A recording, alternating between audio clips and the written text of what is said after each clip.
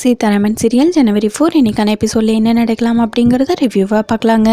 சீதாவோட அம்மா, துரை, மீரா 4 பேர் சேர்ந்து சாப்பிட்டு முடிச்சதுமே கோயிலுக்கு போகிறாங்க. அங்கே சத்யன் இவங்களுக்காக வெயிட் பண்ணிகிட்ருக்காங்க.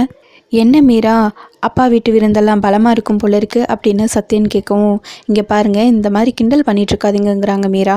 மகாலட்சுமி சாதாரணமாக இப்படிலாம் பண்ணக்கூடிய ஆள் இல்லையே அப்படின்னு சத்யன் கேட்கவும், எங்களுக்கும் அதுதான் ஒன்றுமே புரியல, இதெல்லாம் நம்பவே முடியல அப்படின்னு சீதா சொல்லவும், ஒருவேளை அவங்க மாறி இருக்கலாம் இல்லையா, யாருமே அப்படியே இருந்துட முடியாதுல்ல அப்படின்னு சீதாவோட அம்மா சொல்லவும், அவங்க அப்படி நீங்கள் நினைக்கிற மாதிரி சாதாரணமான ஆள் கிடையாது, இப்படி நம்ம எல்லாத்தையும் நம்ப வைக்கிறது அவங்களோட பலமேங்கிறாங்க சத்யன்.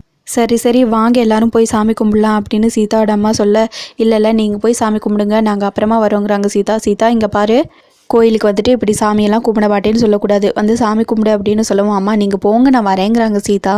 அப்படி சீதாவோட அம்மா சாமி கும்பிட்டுட்டு இருக்கும்போதே ஒரு குறி சொல்கிற அம்மாவை பார்க்குறாங்க. அவங்க ஒருத்தவங்களுக்கு குறி சொல்லிட்டு இருக்காங்க. சீதாவோட அம்மாவை பார்த்ததுமே சீதாவை பற்றின கடந்த கால வாழ்க்கையும் இப்போ அவங்கள சுற்றி நடக்கிற சதியை பற்றியும் அப்படியே எல்லாத்தையும் சொல்கிறாங்க. அது குறி சொல்கிற அம்மா சீதாவோட அம்மா கிட்ட. அதை கேட்டதுமே சீதாவோட அம்மா அப்படியே ஆடி போயிடுறாங்க. இதுக்கு நாங்கள் என்ன பண்ணுறது அப்படின்னு கேட்கவும், ஒரு கயிறு கொடுத்து இது சீதா கையில் கட்டுங்கிறாங்க. சீதாவோட அம்மாவும் அதே மாதிரி வாங்கிட்டு வந்து சீதா கையில் கட்டி விடுறாங்க. அம்மா என்னம்மா இதெல்லாம் எதுக்கு அப்படின்னு கேட்க, ஏ சீதா, உன்னையும் வயிற்றுல இருக்கிற குழந்தையும் அழிக்க நிறைய பேர் துடிச்சிட்ருக்காங்களாம், உன்னை சுற்றி சூழ்ச்சியும் வஞ்சமும் நடந்துட்டுருக்கான், உன்னை அந்த முத்தாரம்மன் தான் காப்பாற்றிட்டு இருக்காங்கன்னு சொன்னாங்க, அந்த அம்மா எப்பவுமே உனக்கு துணையாக இருப்பாங்க அப்படின்னு இந்த கயிறை கொடுத்தாங்க, இந்த கயிறு உன் கையிலேயே இருக்கட்டும்ங்கிறாங்க. அதை கேட்டதுமே சீதா உட்பட எல்லாருமே பயங்கரமாக ஷாக் ஆகுறாங்க.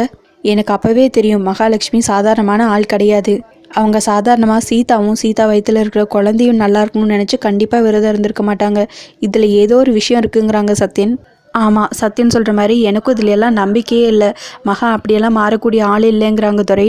இது எல்லாத்தையுமே உடனே ராம்க்கு ஃபோன் பண்ணி சொல்லணும், இது இப்போ சொல்லாமல் விட்டுட்டோம்னா கடைசியில் பெரிய சிக்கலில் கொண்டு போய் முடிச்சிடும், அதனால் சீதா முதல்ல ஃபோன் பண்ணி ராம்கிட்ட எல்லா விஷயத்தையும் சொல்லிடுங்க அப்படின்னு சத்யன் சொல்ல, இல்லை சத்யன், ஒருவேளை நான் இதெல்லாம் சொன்னேன்னா பாஸ் உடனே கிளம்பி இங்கே வந்துடுவாங்க, அதுக்கப்புறம் அவங்களோட ட்ரைனிங் பாதிக்கப்படும், என்னால் அவங்களோட கனவு ஆசை எதுவுமே உடஞ்சி போயிடக்கூடாது அப்படின்னு சீதா சொல்லவும், இங்கே பாருங்கள் சீதா, ஏதாவது தப்பாக நடந்துருச்சுன்னா அதுக்கப்புறம் ஏன் இந்த விஷயத்தெல்லாம் என்கிட்ட முதல்லையே சொல்ல அப்படின்னு ராம் கேட்டால் நம்ம என்ன பதில் சொல்கிறது, முதல்ல சொல்லிடுங்க அப்படின்னு சத்யன் சொல்லவும், சரி ஓகே பார்க்கலாங்கிறாங்க சீதா.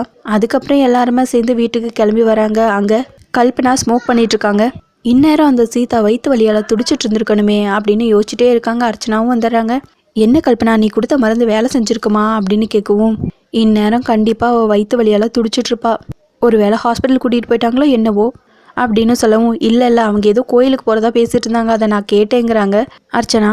இவங்க காரு விட்டு இறங்கி வர்றதை பார்த்ததுமே கரெக்டாக கல்பனாக்கும் வயிற்று வலி ஆரம்பிச்சிருது. ஆனாலும் இதை அவங்கக்கிட்ட காட்டிடக்கூடாது அப்படின்ட்டே அர்ச்சனா கிட்ட மட்டும் அப்படியே சைலண்ட்டாக சொல்கிறாங்க, எனக்கு வயிற்று வலி தாங்க முடியல, அவங்க முன்னாடி இதை காட்டிக்கக்கூடாது அப்படின்னு சொல்லவும் அர்ச்சனாவை அதை அப்படியே மெயின்டைன் பண்ணுறாங்க.